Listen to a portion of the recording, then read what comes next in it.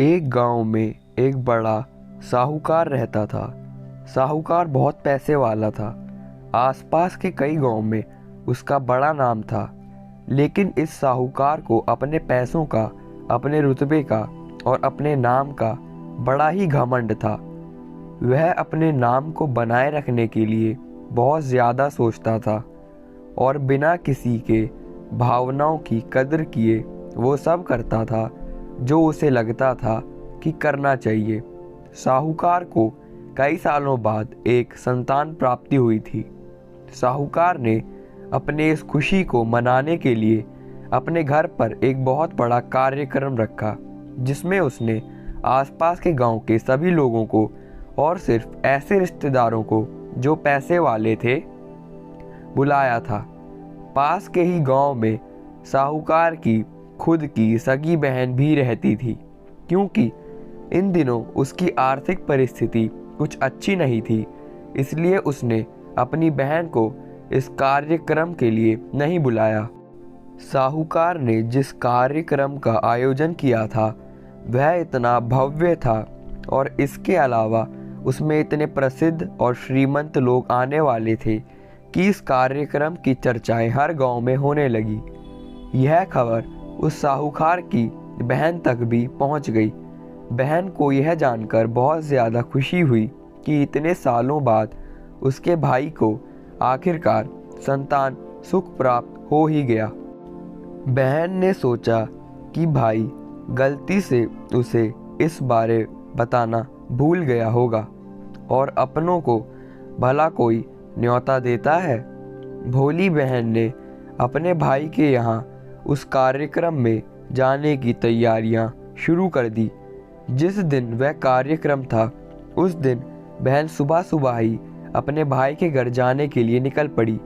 रास्ते में अपने पुराने मैले कपड़े देख उसे ख्याल आया कि अगर किसी और के घर जाना होता तो मैं ऐसे कपड़ों में जाने की सोचती भी नहीं, लेकिन मैं तो अपने घर मायके जा रही हूँ, वहाँ मुझे ये सब सोचने की कोई ज़रूरत नहीं है। जैसे ही वह अपने मायके पहुँची, वहाँ का भव्य आयोजन देखकर वह बहुत खुश हो गई और उसे अपने भाई पर बहुत गर्व हुआ।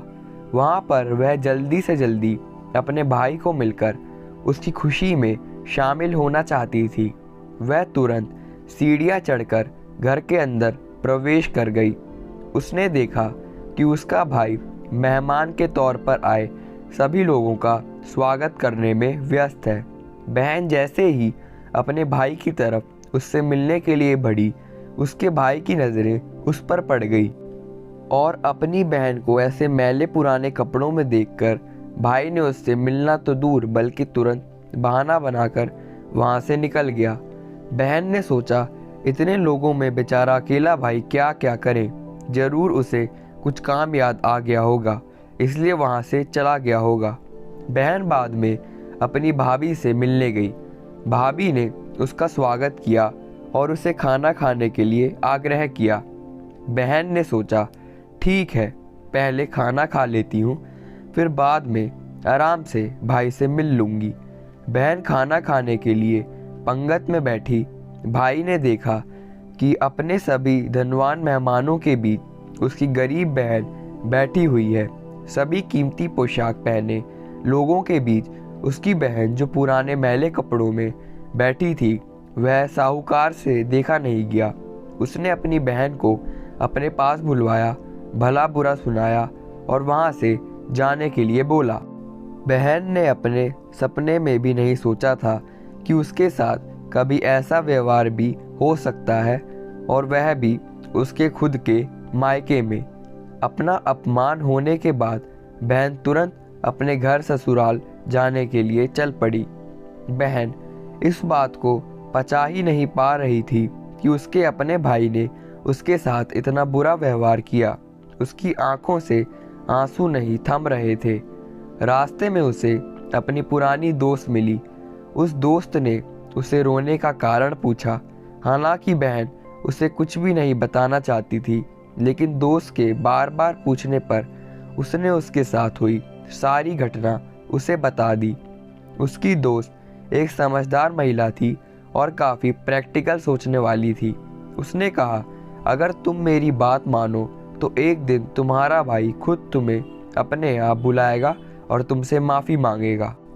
बहन ने उसे कहा कि मैं तुम्हारी हर बात मानूंगी, बताओ मुझे क्या करना होगा। दोस्त ने कहा कि तुम इस अपमान को, इस दुख को एक दिशा दे दो और कई गृह उद्योग शुरू कर दो। उसमें इतनी मेहनत करो कि उस काम में तुमसे अच्छा कोई भी ना हो। बहन को अपने दोस्त की बात सही लगी। उसने घर पहुंचकर अपने आंसू पोंछकर उसी दिन से एक गृह उद्योग शुरू किया। उसने रात दिन मेहनत की, अपने साथ कई और गांव की महिलाओं को जोड़ा और देखते ही देखते उसका गृह उद्योग चल पड़ा। कुछ ही सालों में आसपास के 50 गांव में उसका नाम बढ़ा और रुतबा काफ़ी बढ़ गया और अब वह पैसों के मामले में अपने भाई से भी ज़्यादा बड़ी बन गई। भाई को भी जब यह पता चला कि उसकी बहन इतनी श्रीमंत हो गई है तो उसने सोचा कि एक बार उससे मिलकर आया जाए। वह जब अपने बहन को उसके घर मिलने पहुंचा तो बहन ने उसका किसी राजा महाराजा की तरह स्वागत किया, उसके पसंद का खाना खिलाया।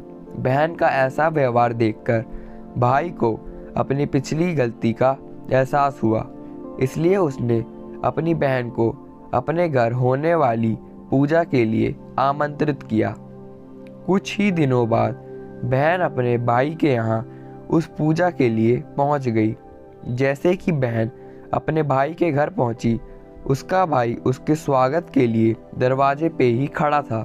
बहन अपने महंगी गाड़ी में आई थी। उसने बहुत कीमती साड़ी और उससे भी ज़्यादा कीमती गहने पहन रखे थे। बहन का ऐसा ठाट बाट देखकर सिर्फ भाई नहीं बल्कि उसका पूरा गांव दंग रह गया। भाई दौड़कर आया और बहन की गाड़ी का दरवाज़ा खोलकर उसे बाहर आने के लिए कहा और बड़े प्यार से उसे पूजा का प्रसाद ग्रहण करने के लिए बुलाया। बहन को इस बार 12 पकवान परोसे गए थे। चांदी की थाली में उसे खाना दिया गया था। वह साथ में एक सोने की चम्मच भी रखी गई थी। उसके बैठने के लिए बेशकीमती पाट रखा गया था। बहन को यह सब देखकर उसके वह पुराने दिन याद आ गए जब भाई ने उसे बिना खाना खिलाए ही भला बुरा कहकर वापस लौटा दिया था। बहन खाना खाने के लिए तो नहीं बैठी, लेकिन उसने अपने सारे कीमती दागिने और जेवर उतारकर उस थाली के सामने रख दिए और खाने में से कुछ निवाले उन दागिने पे रख दिए। बहन का ऐसा व्यवहार देखकर सभी हैरान हो गए। किसी को नहीं समझ आ रहा था कि बहन ऐसा क्यों कर रही है, आखिर वह क्यों उन जेवरों को खाना खिला रही है। जब सभी ने उससे पूछा कि वह क्यों ऐसा कर रही है, तब बहन ने सबके सामने बताया कि आज जो उसका इतना मान सम्मान हो रहा है, दरअसल उसका नहीं, उसके इन्हीं कीमती दागिनों और कपड़ों का हो रहा है, क्योंकि मैं तो अभी भी वही पुरानी साहूकार की बहन ही हूँ। अगर कुछ बदला है तो वह मेरी परिस्थिति है, मेरे कपड़े और गहने हैं। भाई ने अपनी गलती का एहसास होने पर इस बार अपनी बहन के पैर पकड़कर माफ़ी मांगी। बहन, जो पहले भी अपने भाई से निस्वार्थ प्रेम करती थी, उसने अपने भाई को माफ़ कर दिया और उसे गले से लगा लिया। दोस्तों, पैसे सिर्फ हमारे जीवन को सरल बनाने के लिए है, जबकि रिश्ते जीवन में मिले किसी वरदान की तरह हैं। अगर उन्हें सच्चे मन से और निस्वार्थ भाव से निभाए जाए, पैसे खर्च हो जाए तो आप बाद में भी कमा सकते हैं, मगर रिश्ते टूट जाए तो दुनिया का सारा धन भी आपको उन्हें वापस नहीं दिला सकता। दोस्तों, उम्मीद करता हूँ मतलब का रिश्ता दिल छूने वाली कहानी आपके भी दिल को छूने में कामयाब रही होगी।